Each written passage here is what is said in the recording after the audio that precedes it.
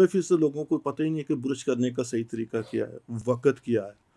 तो इसमें हमें थोड़ा-सा आप क्या समझते हैं कि बुर्श जो है वो बुर्श और मसवाक, आप इसमें से पेस्ट निकाल दें, हम पेस्ट नहीं करते, क्या मसवाक और बुर्श सादा बुर्श अगर किया जाए तो मसवाक तो बहुत बेहतर है, लेकिन सादा बुर्श करने से भी दांतों को खराब किया जा सकता है या वाश किया जा सकता है? देखिए अगर हम यानी उसको बुरश दांतों को हम साफ करता है या खराब करता मैं आपको बताता हूँ। अगर आप मसवाक को 90 नंबर देंगे ना दांतों की सफाई में, तो बुरश को आप 50 से नीचे रखेंगे। है? ठीक है। ये उसका मुतबादल नहीं, लेकिन एक मजबूरी की हालत में उसको इस्तेमाल कर सकते हैं।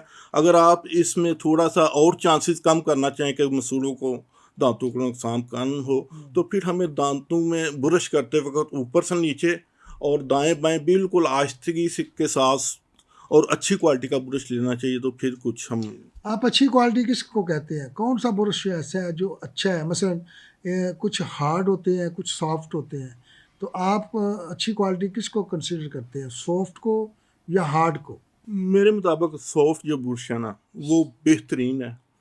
उसको आप थोड़ा-सा अगर ज़बरदस्ती ज़ोर से भी करेंगे ना, तो वो आपके मसूड़ों को उतना डैमेज नहीं डैमेज नहीं करेगा। करेगा।